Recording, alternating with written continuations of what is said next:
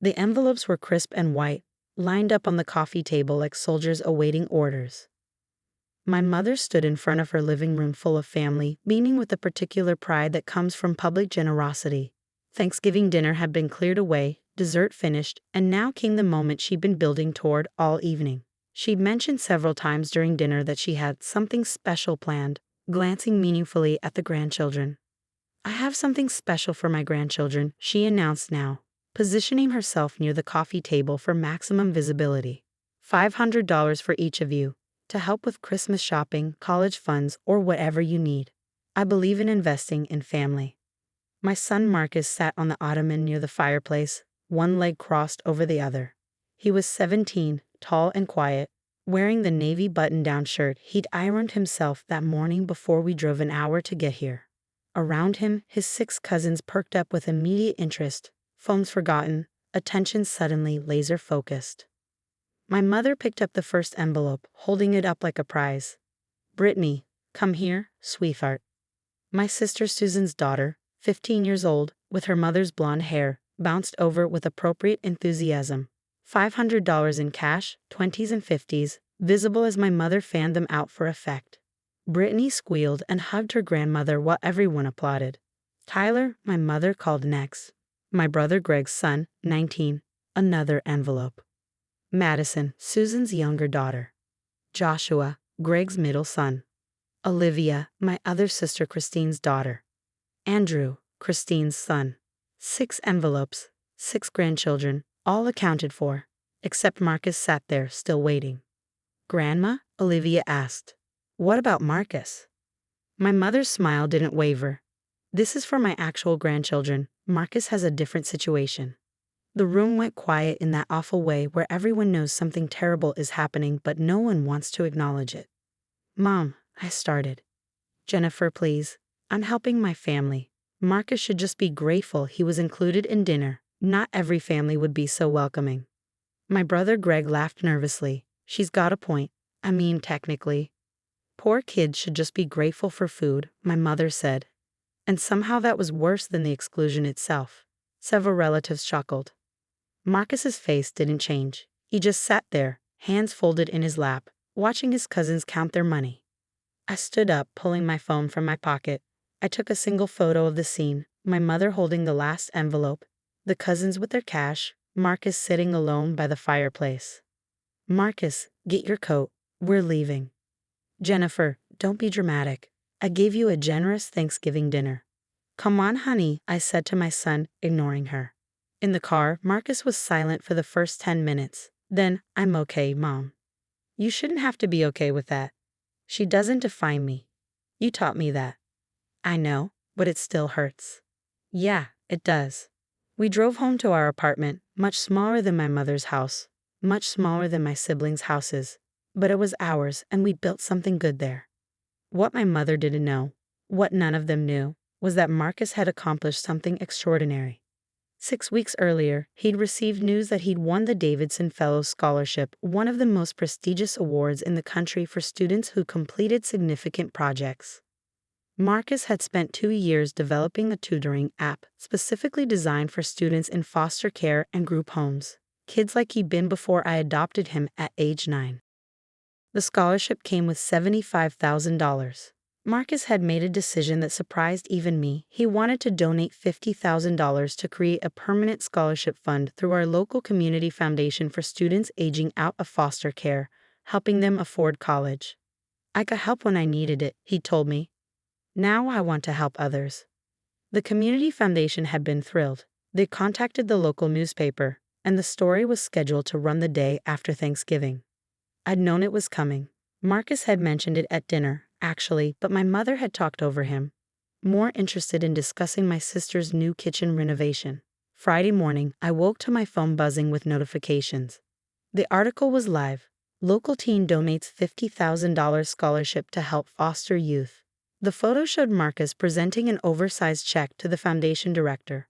The article detailed his accomplishments: perfect GPA, National Merit Scholar, Davidson Fellow, full scholarship to MIT starting in the fall. It described his app, his volunteer work, and his commitment to helping others. Marcus Thompson didn't have to think twice about sharing his success, the article read. Adopted from foster care at age 9 by single mother Jennifer Thompson, Marcus credits his experiences with teaching him the value of community support. Now he's paying it forward. I read the article 3 times. Then I opened Facebook. I posted the link to the article, added the photo I'd taken the night before, and wrote a caption. Yesterday, my mother gave $500 to each grandchild except Marcus. She said he should be grateful for food since he's not actually family. Today, Marcus donated $50,000 to help students who need it. Character isn't measured in cash, it's measured in compassion. I hit share and put my phone down to make breakfast. By lunch, the post had been shared 200 times. By dinner, 2,000. By Saturday morning, the local news had called asking for an interview. By Sunday, the shares had reached 50,000. It's going viral, the reporter told me on the phone. People are moved by your son's story, the juxtaposition of a grandmother excluding a child while that same child is donating $50,000 to help others. It's powerful, and people are outraged by your mother's behavior. The comment section is unprecedented. I scroll through some of the comments. There were thousands now, growing by the minute. This grandmother should be ashamed. That boy has more character than the entire family combined. That boy has more character in his little finger than she has in her whole body. Imagine excluding him and then finding out he's a National Merit Scholar going to MIT. I'm donating to his scholarship fund right now. That kid deserves a better family than this. As a former foster kid, this hits hard. We're always told we should be grateful. Meanwhile, this kid is giving away tens of thousands. The irony of her being on the community foundation board while treating her adopted grandson like this. The comments multiplied by the hour, hundreds, then thousands, then tens of thousands. Screenshots of the post appeared on Twitter, Instagram, and Reddit. Local parenting groups shared it. Foster care advocacy organizations amplified it. Education bloggers wrote think pieces about it. The community foundation called Sunday morning. We've received over $15,000 in additional donations to Marcus's fund in the past 48 hours. People are inspired by him. Regional news picked it up Sunday evening. By Monday, it had hit national outlets. Teen excluded from family gifts donates $50,000 to others ran on 3 cable news networks. My phone was ringing constantly, mostly my siblings and mostly angry. You're making Mom look bad, Susan said. Mom made herself look bad. I just documented it. You should have kept this private. It's family business. She made it public when she excluded Marcus in front of everyone. She wanted witnesses to her generosity. Now she has witnesses to her cruelty. My mother called Tuesday afternoon. Jennifer, you need to take that post down. People are saying horrible things about me. What are they saying? That I'm cruel. That I'm a terrible grandmother. I've been asked to step down from the community foundation board. The irony is remarkable. This isn't funny, my friends have seen this. Everyone knows. Everyone knew Thursday night too. They watched you exclude a 17-year-old boy and laughed about it. Marcus isn't my real grandson, you adopted him. That's different. He's been my son for 8 years. He's your grandson. You just never accepted him. I gave him Thanksgiving dinner, and he donated $50,000 to strangers. Funny how the poor kid showed more generosity than the wealthy grandmother who couldn't even give him $500. She hung up. The interview requests kept coming. Marcus agreed to one with a local station because they promised to focus on the scholarship fund rather than the family drama. I watched him on TV, poised and articulate. Some people measure worth in money, he said. I measure it in impact. I want to help students who are in situations similar to what I experienced. Foster care is hard. Aging out of the system is terrifying. If I can make that transition easier for even a few people, then I'll consider my scholarship money well spent. What about your grandmother's exclusion on Thanksgiving? The interviewer asked gently. That hurt, Marcus admitted.